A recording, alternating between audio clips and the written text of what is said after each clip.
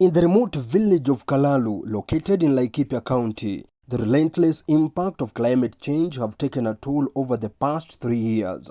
High temperatures and unpredictable rainfall patterns have transformed once fertile lands into inhospitable environments for both humans and animals. Ukulima wa area hii juu ya hiyo ya chakula ilikuwa mbaya. Tukipanda mahindi unatoa tuseme kama gunia 2 na uko na watoto. Martha Muraidhi has adopted climate-smart agricultural technologies to build resilience amid the effects of climate change, with a specific focus on dairy goat farming. Na mimi niliamua kuuliza hii busi ya maziwa juu hapa karibu kuna kiwanda ya maziwa. Faced with the need to adapt to shifting climates and unproductive lands, Martha found vital support in the Women Economic Empowerment Project, launched in 2021 by the Korea International Cooperation Agency KOICA and implemented by UN Women, FAO, and the county government of Laikipia. The initiative stands as a beacon of hope not only for Martha, but also for 41 women-led groups that have embraced climate-smart agricultural technologies.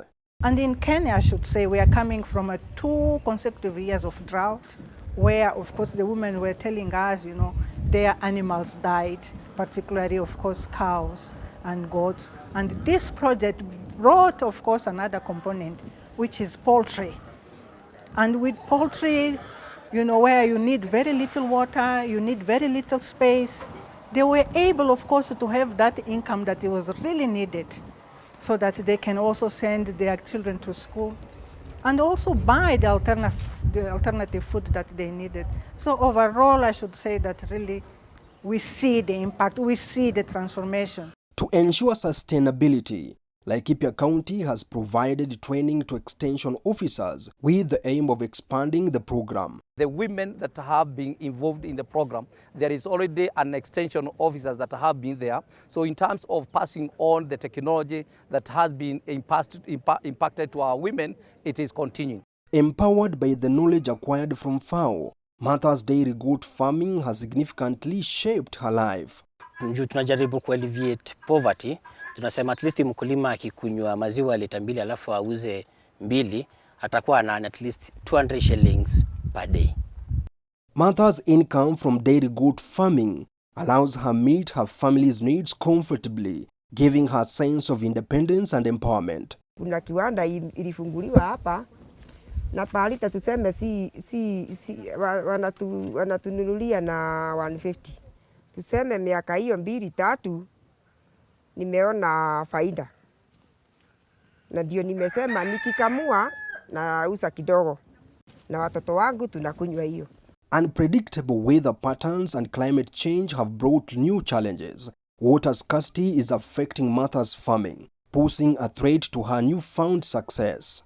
Hii county government ya Laikipia ilituchimbulia damu. Na wakati walituchimbulia nikaona pande yangu hiyo ya chini, nikaona usuli nikate kamtaro.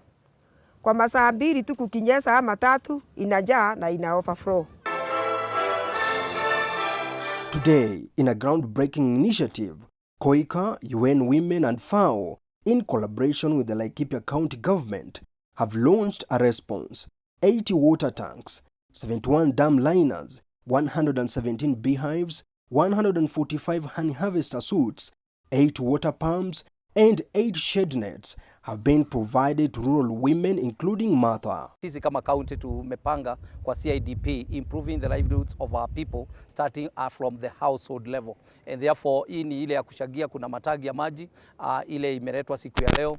Kuna mbuzi za maziwa zinakuja kwa wananchi. Leo tumepatiana even dam liners kwa sababu hii ni mambo ya kuhifadhi maji. Now the husbands see the real value of the activity of the ladies, not only the extra income and being able to send the girl children to the school. The impact is palpable, with Laikipia only realizing $364,671 US, translating to about 59 million from the sale of agricultural products. There was a value chain that we are not paying attention to, a value chain commodity, and that was beehive.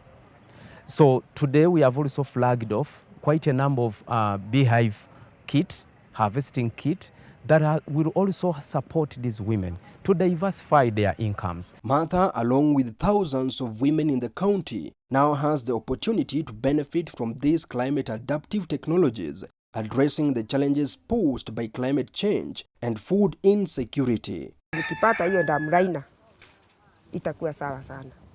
Juu hiyo maji haitaisha. Hata saa hii ni mingi na tuko January. The countries, as you rightly said, they have to put in place strategies to be able to mitigate, to be able to, of course, adapt to climate change. Climate change is with us. Levis Msumba, KTN News.